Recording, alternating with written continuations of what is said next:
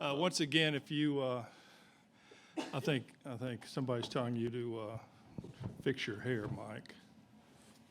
Well, I'm used to a makeup lady, okay? Once again, if you just came in, please turn off your cell phones, and we will have a statement from Coach Martin, and then open it up for questions for the student athletes, and following that, we'll have questions for Mike. Mike, give us your overview. Y'all saw the same game that I did, and that was just a masterpiece of pitching by these two men. It was a game in which you were on the edge of your seat the entire 9 innings. It was extremely well played by both teams. Isaiah pitched beautiful baseball for them also.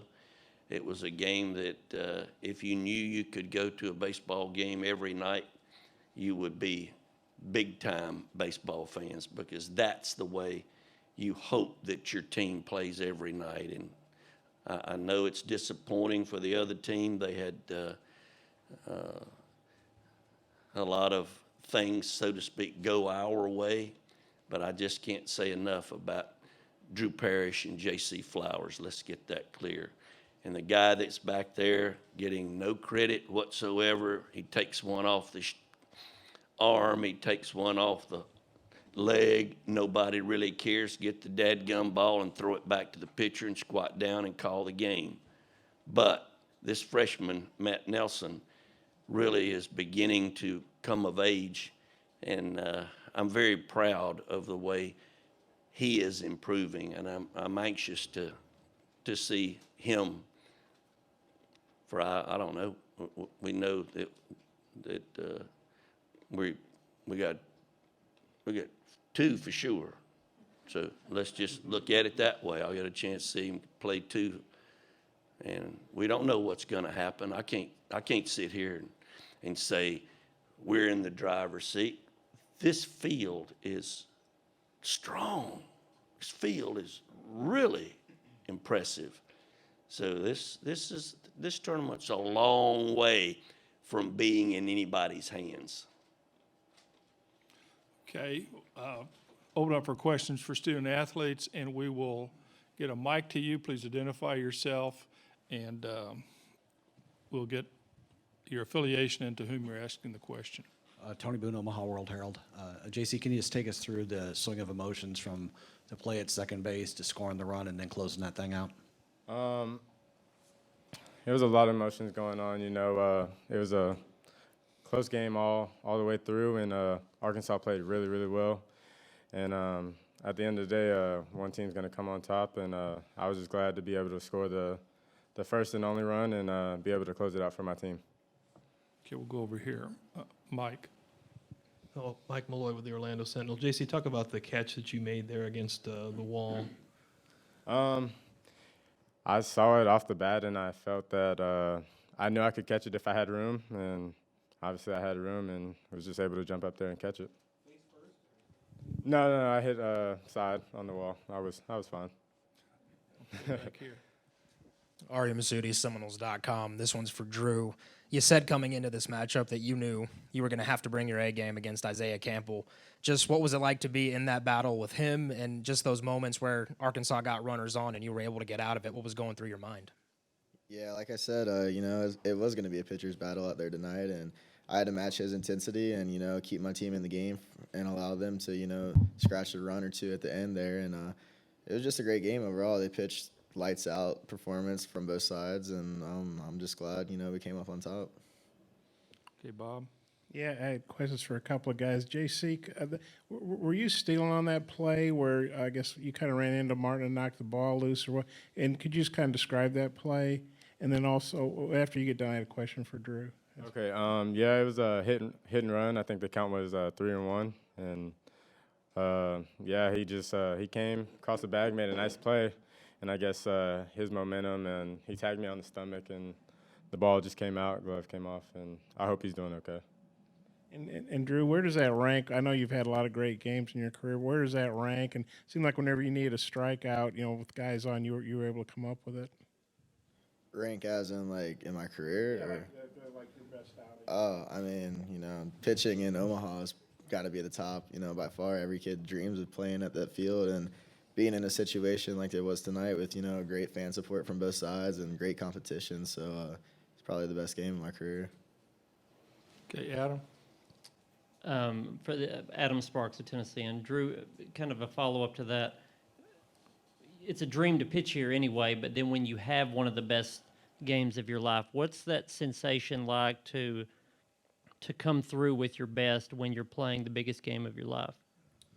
I mean, it's kind of hard to describe the emotions that were going through the game because, I don't really know what happened out there, honestly, as part of the emotion standpoint. I was just locked in and just trying to throw pitches and, keep my team in the game. But probably in a few days from now, it'll hit me, and I'll take a step back and try to take it in for a minute. Okay, Teddy? Matt, just from your perspective, what did you see from Drew tonight, and do you feel like that was the best you've seen him this year? No, at the beginning of the year, he was lights out just like that against Maine in the first couple of opening series. And then throughout the middle of the season, I didn't catch him so much on Friday nights. Foster did a great job catching him. He still threw really well with Foster. And, his changeup was just unhittable tonight. The ball was stopping in slow motion. It was stopping midair. And it was almost as if the ball was stopping, and then the guys were already through their swing, and the ball wasn't even there.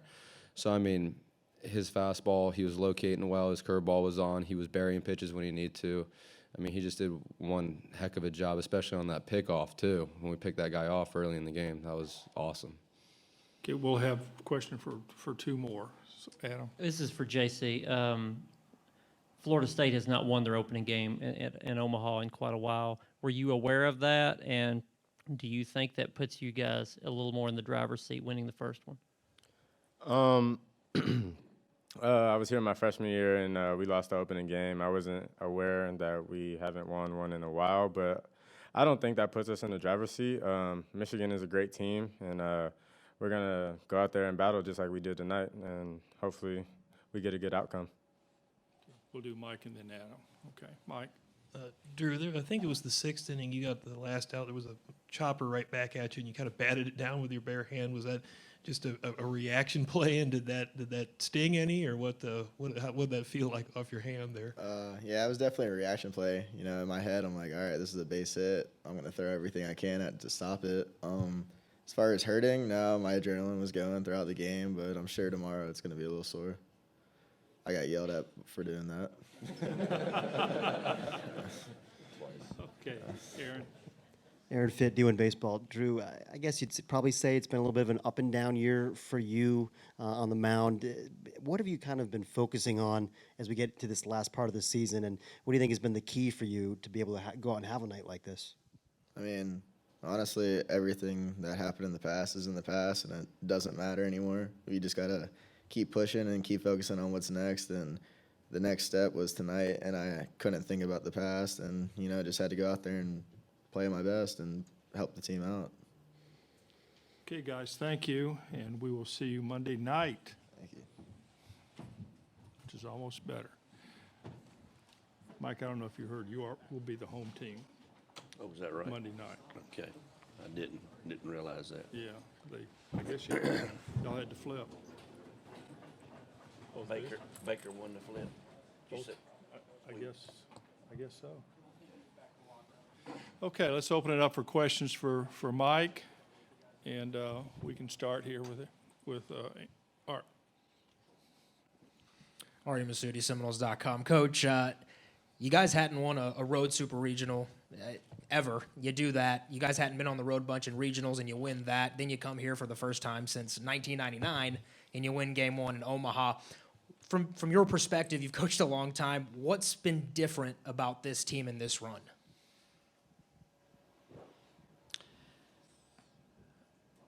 I really think it was that meeting that the men had when things were not going right. We knew that we were in jail, and the only way we were going to get out of it was to start playing better and hopefully get in the tournament.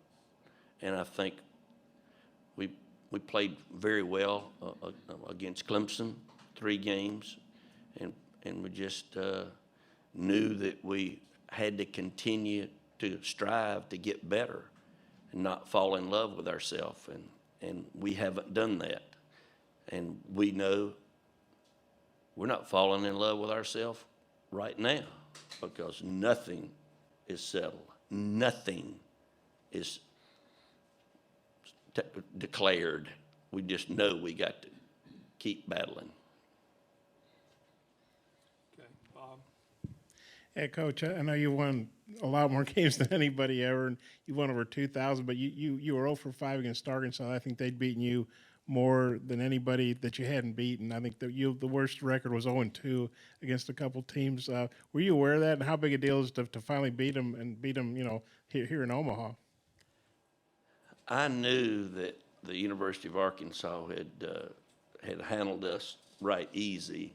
I was not aware that it was 5-0. So thank God I didn't.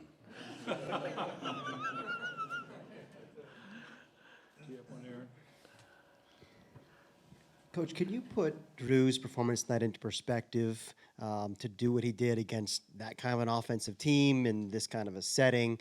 Especially with the season that he's had and the career that he's had. I mean, the whole thing. Can you kind of put that in perspective? Mike Martin Jr. and Clyde Keller did a great job of calling the game. I thought that they were just excellent.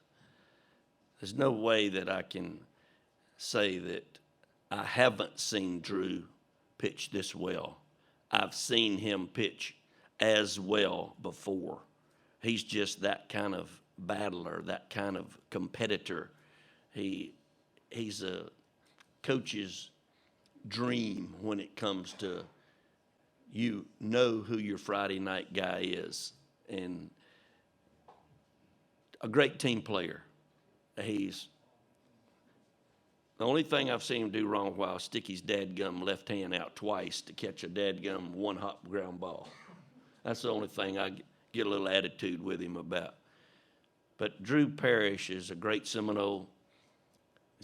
He's a good student. He's a guy that has done so much for our program. He's a great leader, one of our captains. This program will certainly miss possibly having him back with us next year. Okay, Mike? Coach, over here, CJ is going to start for you Monday, I assume, and how much has he improved this year, and talk about his overall game this year? Sometimes last year, Mike, he would throw the ball 95, 96, but it would be an absolute no decision. It would be ball 1, and all of a sudden he'll get an attitude and throw the next one a little harder, and it's ball 2. He learned how to pitch. He's not a guy that is trying to throw at 100. He's trying to hit his spots. He's throwing at 96, but he's not overthrowing like he did last year. His breaking ball has gotten much more consistent, and I've noticed that Mike is starting to call more change-ups with him because that really gives him 3 very good pitches. Okay, here in the middle. Ryan Kelly, WCTV Tallahassee. 11, what's been, over these last 7 games, what's pleased you the most on this win streak that maybe you didn't see earlier in the season? Probably the togetherness, the heart that our team has shown. You learn a lot about people when things don't go their way. And there were some things that so-called didn't go our way, but they fought. They're still fighting. They know they haven't decided anything. There's a lot of baseball left. That's encouraging as a coach to know that you have a team like that. Coach Doug Duda, ESPN Radio here in Nebraska. To get to the 9th, you had to survive that double in the 8th. You went out and you talked to Drew. Did you consider going to the bullpen, and what did you tell him at that point when you had a guy at third and one out? No, sir, I did not consider going to the bullpen at that point. We talked about what we were going to do. Was that the first and third, or just the man on third? Yeah, just the man on third. We went over with our infielders to be sure that we don't, I call it cheating, where guys cheat up instead of being sure that they're, the way we teach it, they're one step from the grass, not on the grass. And just tried to, be sure to tell Matt that you're going to block everything because we trust you, and we're going to throw a curveball in the dirt occasionally. So get it done. We're very, very pleased with that young man. Okay, I think we have Ryan again. 11, with the 2 years that Drew's had, getting thrust into that Friday night role after Tyler Holton goes down on opening day, to what happened in that regional, to the up and downs that he's had this year, for him to have this moment on this big a stage, how does that make you feel for the ace? It makes you feel that he's passing on what he learned to the young men in our program. We got a lot of young freshman pitchers, and his attitude, his approach to the game, his work ethic, he's passing that on. And that's so important in college life. You pass along good things, the others will turn out good. That's what I get out of it, because Drew learned from Holton.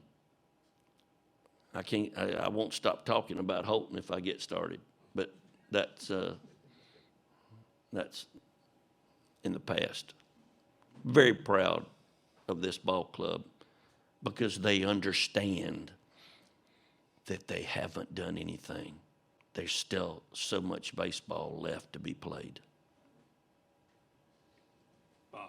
Yeah, Coach, that play in the ninth where Flowers, I guess he said he was going on a hit and run, and kind of a crazy play where there was a lot of contact there in the baseline. Just what was your take on that play? It was a play in which you saw a baseball player play the game the way it should be played. He had only one way to get to the bag, and he went in to the straightest line he possibly could. And unfortunately, the young man's glove was right there. And hopefully he's fine. Did he stay in the game? Thank God he's okay. Good. Okay. Jason Patterson, Island CWS. Coach, you've been on both sides of this, as they've already talked about, winning the first one, losing the first one. A lot of discussion about the differences, but I'd like to know what, in your mind, is the major difference in the way you can approach things going forward after taking the first game? Well, I probably hold a record for losing the first two the most. But anyway, I'm just, again, ecstatic with the way the guys play. They're not thinking anything about the fact that we haven't done a certain thing. They did find out when we were in the outfield that was the first game that we had won on the first night in many moons. But I just think that this club has a good head on their shoulders. They're not one to go out and think they got it made. They know they've got a lot of work to do. Did I answer your question? Well, I guess I'd like to know a little more. How does it allow you to approach things moving forward, winning the first game versus not? I know a lot of differences there, but what in your mind are the major advantages of going ahead and grabbing that first game? Well, I'm sure that the confidence factor comes into play, but there's still nothing going to change at practice. We will practice tomorrow before we play on Monday, and there's some things that we can cover that we did not do well, but they understand the little things that are so important.